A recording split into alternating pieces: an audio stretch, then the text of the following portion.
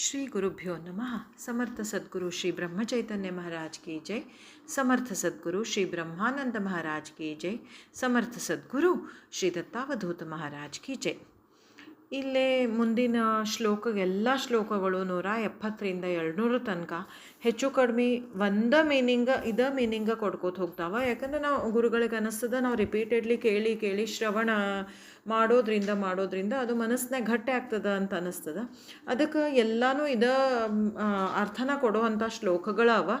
About ಸಜ್ಜನರ ಸಂಘ, ಸ್ವತಃ ತನ್ನ ವಿಚಾರಗಳ ವೀಕ್ಷಣೆ, ದೇಹ ಭಾವವನ್ನು ಮರೆಯೋದು, ಶಾಶ್ವತವಾದದ್ದು ಏನಂತ ಚಿಂತೆ ಮಾಡೋದು, ನಶ್ವರವಾದದ್ದು ಏನಂತ ಚಿಂತೆ ಮಾಡೋದು, ಆತ್ಮಾರಾಮನ ನೆನಪು ಮತ್ತು ಅದಕ್ಕೆ ಸಪೋರ್ಟಿವ್ ಆಗುವಂಥ ಸಾಧನೆಗಳು.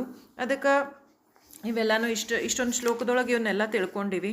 ಅದಕ್ಕೆ ಈಗ ಡೈರೆಕ್ಟಾಗಿ ಶ್ಲೋಕ 200 ಇಲ್ಲೇ ಪರಮಾತ್ಮ ಸ್ವರೂಪದ ಅನುಭೂತಿ ಹೆಂಗಿರ್ತದ ಅಂಥೇಳಿ ಗುರುಗಳು ಹೇಳಲಿಕ್ಕತ್ತಾರ.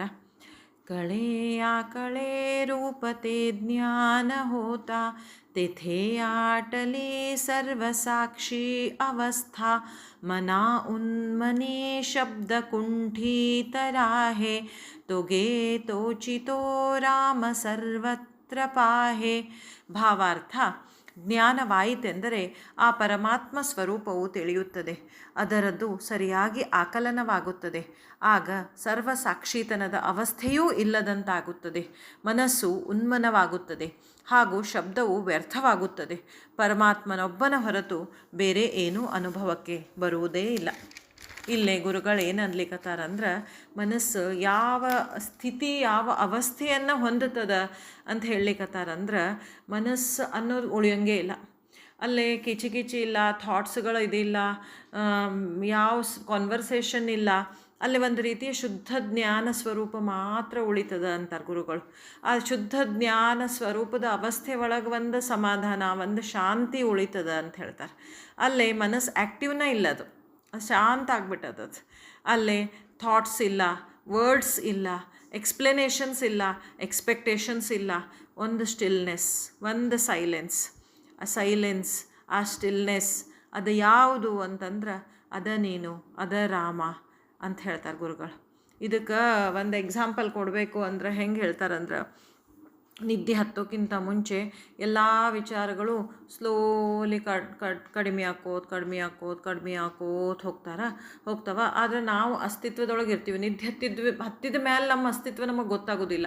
ನಿದ್ದೆ ಹತ್ತೋಕ್ಕಿಂತ ಸ್ವಲ್ಪ ಮುಂಚೆ ಒಂದು ರೀತಿಯ 1 ಸೆಕೆಂಡ್ ಎಲ್ಲ ವಿಚಾರಗಳು ಶಾಂತ ಆದಂಗೆ ಅನ್ನಿಸ್ತದೆ. ಆಮೇಲೆ ನಾವು ಅಸ್ತಿತ್ವದೊಳಗೆ ಇದ್ದೀವಿ ಅನ್ನೋದು ಗೊತ್ತಾಗ್ತಿರ್ತದೆ, ಅಂಥ ಸ್ಥಿತಿ. ಇನ್ನೊಂದು ಹೇಳ್ತಾರೆ, ಎಷ್ಟು ಭಾವಪೂರ್ಣ ಹೇಳ್ಬೇಕಂತಂದ್ರೆ, ತಾಯಿ ತನ್ನ ಪುಟ್ಟ ಕೂಸಿನ ನೋಡ್ತಾಳೆ. ಅಲ್ಲೇ ಈ ಕೂಸು ನಂದು, ಈ ಕೂಸನ್ನು ನಾ ಪ್ರೀತಿಸ್ತೀನಿ ಏನೂ ಇರೋದಿಲ್ಲ, ಯಾವ ಥಾಟ್ಸು ಯಾವ ವರ್ಡ್ಸೂ ಇರೋದಿಲ್ಲ. ಅಲ್ಲೇ ಬರೇ ಒಂದು ಶುದ್ಧ ಪ್ರೀತಿ ಇರ್ತದೆ. ಅಂಥ ಒಂದು ಸ್ಥಿತಿ ಬರ್ತದೆ. ಜೀವನದ ಬಗ್ಗೆ ಒಂದು ಶುದ್ಧ ಪ್ರೀತಿ, ಪ್ರತಿಯೊಂದು ಜೀವಿ ಬಗ್ಗೆ ಒಂದು ಶುದ್ಧ ಪ್ರೀತಿ, ಅದು ನಮ್ಮೊಳಗೆ ಬರ್ತದೆ ಅಂತ ಹೇಳಲಿಕ್ಕತ್ತಾರ ಗುರುಗಳು. ಈಗ ನೋಡೋಣ ಶ್ಲೋಕ 202. मना गुजरे तुझे प्राप्त झाले, परी अंतरी पाहिजे यत्न केले, सदा श्रवणे पाविजे निश्चयासी, धरी सज्जनी संगती स्तन्य होसी. ಭಾವಾರ್ಥ: ಹೇ ಮನಸ್ಸೇ, ನಿನಗೆ ಪರಮಾತ್ಮ ದರ್ಶನದ ರಹಸ್ಯ ಪ್ರಾಪ್ತವಾಗಿರುತ್ತದೆ. ಆದರೆ ಇದರ ಅನುಭವ ಬರಬೇಕಾದರೆ ನೀನು ಅಂತರಂಗದಲ್ಲಿ ಸಾಧನೆ ಮಾಡಬೇಕಾಗುತ್ತದೆ. ನಿರಂತರ ಶ್ರವಣ ಮಾಡುವುದರಿಂದ ಆತ್ಮಬುದ್ಧಿ ನಿರ್ಮಾಣವಾಗುತ್ತದೆ. ಆದ್ದರಿಂದ ಸಂತರ ಸಂಗತಿ ಹಿಡಿದು ನೀನು ಧನ್ಯನಾಗಿ ಹೋಗುತ್ತೀಯ. ಇಲ್ಲೇ ಗುರುಗಳು ಹೇಳಲಿಕ್ಕತ್ತಾರ, ಇದೆಲ್ಲ ಅವ್ರ ಎಕ್ಸ್ಪೀರಿಯನ್ಸ್ ಮಾಡಿ ನಮಗೆ ಕೊಡ್ಲಿಕ್ಕತ್ತಾರ. ಇಂಥ ಸ್ಥಿತಿ ಬರಬೇಕಂದ್ರೆ ಬರೀ ಕೇಳೋದ್ರಿಂದ ಇದು ಸ್ಥಿತಿ ಬರೋದಿಲ್ಲ. ಇದಕ್ಕೆ ಭಯಂಕರ ಸಾಧನೆ ಬೇಕಾಗ್ತದೆ, ಒಳಗಿಂದ ಸಾಧನೆ ಬೇಕಾಗ್ತದೆ. ಆವಾಗ ನಿಜವಾದ ಆತ್ಮ ಪರಿಚಯ ಆತು ಅಂತಂದ್ರೆ ಏನಾಗ್ಬಿಡ್ತದೆ, ಇದು ನಾನು, ಅದು ಇನ್ನೊಬ್ಬರದು ಅನ್ನೋ ಭಾವನೆನ ಉಳಿಯಂಗಿಲ್ಲ. ಮನಸ್ಸೊಳಗೆ ಯಾವ ಶತ್ರುನೂ ವಾಸ ಮಾಡೋದೇ ಇಲ್ಲ. ಶತ್ರುವಿನ ಆಟ ಮುಗಿದು ಹೋಗ್ಬಿಡ್ತದೆ. ಶತ್ರುಗಳಂದ್ರೆ ಕಾಮ, ಕ್ರೋಧ, ಭಯ, ಅಹಂಕಾರ ಅವೆಲ್ಲ ಶಾಂತ ಆಗಿಬಿಟ್ಟಿರ್ತಾವೆ. ಒಂದು ಹಂಗೆ ಡೈಲಿ ಲೈಫ್ ಎಕ್ಸಾಂಪಲ್ ತೊಗೋಬೇಕಂದ್ರೆ ಯಾರಾದರೂ ಹಾರ್ಷಾಗಿ ಮಾತಾಡಿದರು, ಇನ್ಸಲ್ಟ್ ಮಾಡಿದರು, ಮೊದಲೇನಾಗ್ತಿತ್ತು, ಮೈಂಡ್ ಇಮಿಡಿಯೇಟ್ಲಿ ರಿಯಾಕ್ಟ್ ಮಾಡ್ತಿತ್ತು. ಈಗ ಈ ಮಾತು ಕೇಳಿಸ್ತದ, ಅದರ ಒಳಗಿನ ಶಾಂತಿ ಕದಡುವುದೇ ಇಲ್ಲ. ಒಬ್ಬರ ಇದ್ರೂ ಒಂದು ಎಂಪ್ಟಿನೆಸ್ ಇಲ್ಲ, ಒಂದು ಥರದ ಆನಂದ, ಒಂದು ಥರದ ಪೂರ್ಣತೆ ಇರ್ತದೆ ಅಂತಾರೆ ಗುರುಗಳು. ಪೇನು, ವೀಕ್ನೆಸ್ಸು, ಟಯರ್ಡ್ನೆಸ್ಸು ಎಲ್ಲ ಇದ್ರೂ ಮನಸ್ಸು ಮಾತ್ರ ಒಂದು ಅಶಾಂತವಾದಂಥ ಸ್ಥಿತಿಯೊಳಗೆ, ಆನಂದವಾದಂಥ ಸ್ಥಿತಿಯೊಳಗಿರ್ತದೆ. ಯೋಚನೆಗಳ ಭಾರ ಇಲ್ಲ, ಒಳಗೊಂದು ಕ್ಲಾರಿಟಿ ಇರ್ತದೆ. ಈ ಒಂದು ಸ್ಥಿತಿ ಬರ್ತದೆ ಅಂಥೇಳಿ ಗುರುಗಳು ಹೇಳಲಿಕ್ಕತ್ತಾರ. ಈಗ ನೋಡೋಣ ಶ್ಲೋಕ 204. ಮನಾಸಂಗಃ ಸರ್ವಸಂಗಾಸತೋಡಿ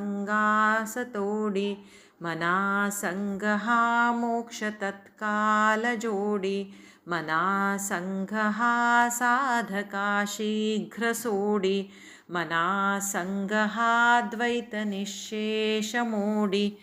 ಭಾವಾರ್ಥ: ಹೇ ಮನಸ್ಸೇ, ಸಂತರ ಸಹವಾಸವು ಉಳಿದ ಸಹವಾಸದಿಂದ ನಮ್ಮನ್ನು ಬದಿಗೆ ಸರಿಸುತ್ತದೆ. ಸತ್ಸಂಗದಿಂದ ಕೂಡಲೇ ಮೋಕ್ಷ ಪ್ರಾಪ್ತವಾಗುತ್ತದೆ. ಸತ್ಸಂಗದಿಂದ ಸಾಧಕನು ಕೂಡಲೇ ಬಿಡುಗಡೆ ಹೊಂದುತ್ತಾನೆ. ಸತ್ಸಂಗದಿಂದ ದ್ವೈತವು ಸಮೂಲವಾಗಿ ನಾಶವಾಗಿ ಹೋಗಿಬಿಡುತ್ತದೆ. ಈ ಶ್ಲೋಕ ಒಂಥರದ ಫೈನಲ್ ಕನ್ಕ್ಲೂಷನ್ ಅಂತ ಹೇಳ್ಬೋದು ಮನಾಚೆ ಶ್ಲೋಕದ್ದು. ಇಲ್ಲೇ ಗುರುಗಳು ನಮಗೆಲ್ಲ ಕೇಳೋರಿಗೆ ಒಂದು ಫೈನಲ್ ವರ್ಡಿಕ್ಟ್ ಕೊಟ್ಟಂಗೆ ಹೇಳ್ಯಾರ. ಮನಸ್ಸು ಯಾವುದ್ರದ್ದು ಸಂಘ ಮಾಡ್ತದೋ, ಯಾವುದ್ರ ಜೊತೆ ಒಂದಾಗ್ತದೋ ಅದರಿಂದನ ಬಾಂಡೇಜು, ಅದರಿಂದನ ಮುಕ್ತಿ. ಮನ ಏವ ಮನುಷ್ಯಾಣಂ ಬಂಧ ಏವಂ ಮುಕ್ತಿ. ಯಾವುದ್ರ ಸಂಘ ಯಾವುದಕ್ಕೆ ಅಂಟುಗೋತದೋ ಅದ ವಿಷಯಗಳಿಗೆ ಅಂಟಿದ್ರೆ ಬಾಂಡೇಜ್, ದೇವರಿಗೆ ಅಂಟಿದ್ರೆ ಫ್ರೀಡಮ್. ಆಮೇಲೆ 2ನೇ ಲೈನ್ ಹೇಳ್ತಾರಲ್ಲ, ಮನಾಸಂಗಃ ಮೋಕ್ಷ ತತ್ಕಾಲ ಜೋಡಿ. ಅಂದ್ರೆ ಮನಸ್ಸಿನದ ಸರಿಯಾದ ನಿರ್ಧಾರ ಡಿಸೈಡ್ ಆತು, ನಾ ಎಲ್ಲ ಅಂಟ್ಕೋಬೇಕು ಅನ್ನೋದು ಡಿಸೈಡ್ ಆತು ಅಂದ್ರೆ ಅದು ಮುಕ್ತಿ. ಮುಕ್ತಿ ಅಂದ್ರೆ ಮನಸ್ಸಿಗೆ ಗೊತ್ತಾತು, ನಾನು ವರ್ಡ್ಲಿ ಪ್ಲೆಜರಿಗೆ ಅಂಟ್ಕೋಬೇಕು, ದೇವರು ಅಥವಾ ಸತ್ಯ ಅಥವಾ ಶಾಶ್ವತಕ್ಕೆ ಅಂಟ್ಕೋಬೇಕು ಅಂತದ್ದು ಒಂದು ಫರ್ಮ್ ಡಿಸಿಷನ್ ಮಾಡ್ತದಲ್ಲ, ಅದ ಮುಕ್ತಿ ಅಂತಾರೆ ಗುರುಗಳಲ್ಲಿ. ಮುಕ್ತಿ ಅಂದರೆ ಈ ಮುಂದೆ ಯಾವಾಗೋ ಘಟಿಸೋವಂಥದ್ದಲ್ಲ. ಮುಕ್ತಿ ಅಂದ್ರೆ ಸತ್ತ ಮೇಲೆ ಸಿಗುವಂಥದ್ದು ಅಲ್ಲ. ಯಾವ ಕ್ಷಣಕ್ಕೆ ನಮ್ಮ ಮನಸ್ಸಿನ ಅಟ್ಯಾಚ್ಮೆಂಟನ್ನು ನಾವು ಮೋಕ್ಷದ ಕಡೆ ಶಿಫ್ಟ್ ಮಾಡ್ತೀವಿ, ಅದ ನಮಗೆ ಮೋಕ್ಷದ ಒಂದು ಮಿನಿ ಮೋಕ್ಷ ಅಂತ ಹೇಳ್ತಾರೆ. ಕೊನೆಯ ಸಾರಾಂಶ ಹೇಳಬೇಕಂದ್ರೆ ಮನುಷ್ಯನ ಮನಸ್ಸು ಯಾವುದ್ರ ಸಂಘ ಮಾಡ್ತದಲ್ಲ ಅದರ ರಿಸಲ್ಟು ಅದರಂಥದ. ಈಗ ವರ್ಡ್ಲಿ ಪ್ಲೆಜರಿನ ಸಂಘ ಮಾಡ್ತದ, ದುಡ್ಡು, ಹೆಸರು, ನೇಮು, ಫೇಮು, ವರ್ಡ್ಲಿ ಪ್ಲೆಜರ್ಸು, ಹೌದಾ, ಏನೋ ಸುಖಗಳು, ಲಕ್ಸರಿ, ಕಂಫರ್ಟ್ಸು, ಗ್ರೀಡಿನೆಸ್ಸು, ಕ್ರೇವಿಂಗ್ಸು, ಇವ್ಕರ ಸಂಘ ಮಾಡ್ತದಂದ್ರೆ ಅದು ಬಂಧನ. ಅದ್ರ ರಿಸಲ್ಟ್ ಏನದ? ಬಂಧನ. ಮನಸ್ಸು ಆಲೋಚನೆಗಳ ಸಂಘ ಮಾಡ್ಲಿಕ್ಕತ್ತು, ಆಲೋಚನೆ ಒಳಗೆ ಭಾಳ ರಮಿಸ್ಲಿಕ್ಕತ್ತು, ಅದರ ರಿಸಲ್ಟ್ ಏನದ? ಅಶಾಂತಿನ. ಮನಸ್ಸು ಅಹಂಕಾರ, ನಾನು, ನನ್ನಿಂದ, ನಂದು ಅನ್ನೋ ಭಾವದಾಗ ಭಾಳ ಐಡೆಂಟಿಟಿ, ದೇಹ ಭಾವದೊಳಗೆ ಭಾಳ ರಮಿಸ್ಲಿಕ್ಕತ್ತು, ಅದರದ್ದು ರಿಸಲ್ಟ್ ಏನದ? ದುಃಖನ ಅಂತಾರೆ ಗುರುಗಳು. ಅದ ಮನಸ್ಸು ದೇವರೊಳಗೆ ಶಾಶ್ವತವಾದದ್ದು ಯಾವುದ್ರೊಳಗೆ, ಅದರೊಳಗೆ ಸತ್ಯವಾದದ್ದು ನಿತ್ಯವಾಗಿರುವಂಥದ್ದು ಯಾವುದು, ಅದರೊಳಗೆ ರಮಿಸ್ಲಿಕ್ಕತ್ತು ಅಂದ್ರೆ ಅದರೊಳಗೆ ಸಮಾಧಾನ, ಫ್ರೀಡಮ್ಮು ಅಂತಾರೆ ಗುರುಗಳು. ಅದ ಫೈನಲಿ ಜಾಗೃತಿಯಾಗಿತ್ತು. ಯಾವಾಗಲೂ ಸಾಕ್ಷಿ ಭಾವದಿಂದ ನಮ್ಮ ಜೀವನನ ನಾವು ನೋಡ್ಲಿಕ್ಕೆ ಕಲಿತ್ವಿ, ನಮ್ಮೊಳಗೆ ಅವೇರ್ನೆಸ್ ಬಂತು, ಒಂದು ಅರಿವು ಬಂತು, ಒಂದು ಜ್ಞಾನ ಬಂತು ಅಂದ್ರೆ ಅದ ಮೋಕ್ಷಕ್ಕೆ ದಾರಿ ಅಂತ ಹೇಳ್ತಾರೆ ಗುರುಗಳು. ಇಲ್ಲೇ ಇಷ್ಟೆಲ್ಲ ಹೇಳಿ ಲಾಸ್ಟ್ ಒಂದು 205ನೇ ಶ್ಲೋಕ ಓದಿ ಭಾವಾರ್ಥ ಓದಿಬಿಡ್ತೀನಿ. ಶ್ಲೋಕ 205. ಮನಾಚೀಶತೆ ಐಕತಾ ದೋಷ ಜಾತಿ ಮತಿ ಮಂದತೆ ಸಾಧನಾ ಯೋಗ್ಯ ಹೋತಿ ಚಢೆ ಜ್ಞಾನ ವೈರಾಗ್ಯ ಸಾಮರ್ಥ್ಯ ಅಂಗಿ ಮಣೇಧಾಸ ವಿಶ್ವಾಸತಾ ಮುಕ್ತಿ ಭೋಗಿ. ಭಾವಾರ್ಥ: ಈ 205 ಮನಾಚೆ ಶ್ಲೋಕಗಳನ್ನು ಶ್ರವಣ ಮಾಡಿದರೆ ದೋಷ ನಿವಾರಣೆಯಾಗುತ್ತದೆ. ಅಜ್ಞಾನಿಗಳು ಸಾಧನೆ ಮಾಡಲು ಯೋಗ್ಯರಾಗುತ್ತಾರೆ. ಅವರಲ್ಲಿ ಜ್ಞಾನ, ವೈರಾಗ್ಯ, ಸಾಮರ್ಥ್ಯ ಹೆಚ್ಚುತ್ತದೆ. ಶ್ರೀ ಸಮರ್ಥರು ಹೇಳುತ್ತಾರೆ, ಅವರಿಗೆ ನಿಶ್ಚಿತವಾಗಿ ಮೋಕ್ಷ ಅನುಭವಿಸಲು ಪ್ರಾಪ್ತವಾಗುತ್ತದೆ ಅಂತ ಹೇಳಿ ಇಲ್ಲಿ 205 ಶ್ಲೋಕ ಮುಗಿಸ್ತಾರೆ. ಇದೆಲ್ಲ ಆದಮೇಲೆ ಒಂದು ಕಗ್ಗದ ಎಕ್ಸಾಂಪಲ್ ತಗೊಳ್ಳೋಣ, ನೋಡೋಣ. ಜೀವನವದೊಂದು ಕಲೆ, ಕಲೆಯ ಕಲಿಸುವುದೆಂತು, ಸಾವಿರದ ನಿಯಮಯುಕ್ತಿಗಳ ದೊರೆಯಿನ್, ಆವುದೋ ಕುಶಲತೆಯೊಂದಿರದೆ ಜಯವಿರದು, ಆ ವಿವರ ನಿನ್ನೊಳಗೆ ಮಂಕುತಿಮ್ಮ ಮಂಕುತಿಮ್ಮ. ಇಲ್ಲೇ ಜೀವನದ ಒಂದು ಕಲೆ ಅದ. ಆ ಕಲೆಯನ್ನು ಕಲಿಸಿದ್ರೆ ಬರುವುದಿಲ್ಲ. ಗುರುಗಳೆಲ್ಲ ಹೇಳ್ತಾರೆ, ಭಗವದ್ಗೀತಾ ಎಲ್ಲ ಹೇಳ್ತದೆ. ಸಾವಿರದ ನಿಯಮ ಇರ್ತಾವ, ಯುಕ್ತಿಗಳಿರ್ತಾವ, ಎಲ್ಲಾನು ಮನಸ್ಸಿಗೆ ತಿಳಿ ಹೇಳ್ತಾರೆ. ಆದ್ರೆ ಮನುಷ್ಯನ ಮನಸ್ಸೊಳಗೆ ಒಂದು ಕುಶಲತೆ ಇರ್ತದಂತ. ಆ ಕುಶಲತೆ, ಅದರ ವಿವರ ಪ್ರತಿಯೊಬ್ಬರೊಳಗೂ ಬೇರೆ ಬೇರೆ ಇರ್ತದಂತ. ಅವರ ಆತ್ಮಜಾಗೃತಿಗೆ ತಕ್ಕಂಗೆ, ಅವರ ಭಕ್ತಿಗೆ ತಕ್ಕಂಗೆ, ಅವರವರ ಭಾವಕ್ಕೆ, ಅವರವರ ಭಕುತಿಗೆ ಅಂತಾರಲ್ಲ, ಅದರ ತಕ್ಕಂಗೆ ಅವ್ರ ಆತ್ಮದೊಳಗೆ ಅವ್ರ ಆತ್ಮ ಯಾವಾಗ ಜಾಗೃತ ಆಗಬೇಕು ಅಂತಿರ್ತದೆ, ಅದರದ್ದು ಅರಿವು ಅವರೊಳಗೆ ಇರ್ತದೆ. ಅದಕ್ಕೆ ಇಲ್ಲಿ ಡಿ ವಿ ಜಿಯವ್ರು ಹೇಳಲಿಕ್ಕತ್ತಾರ, ಆ ವಿವರ ನಿನ್ನೊಳಗೆ ಮಂಕುತಿಮ್ಮ, ನಿನ್ನೊಳಗೆ ಇರ್ತದೆ. ಇವನ್ನೆಲ್ಲ ತಗೊಂಡು ನಿನ್ನ ಮನಸ್ಸಿಗೆ ತಾಳೆ ಮಾಡ್ಕೊಂಡು ನೋಡಿಕೊಂಡು ನೀನು ಸಾಧನೆ ಮಾಡ್ತಾ ಹೋಗು ಅಂಥೇಳಿ ಇಲ್ಲಿ ಗುರುಗಳು ಹೇಳಲಿಕ್ಕತ್ತಾರ.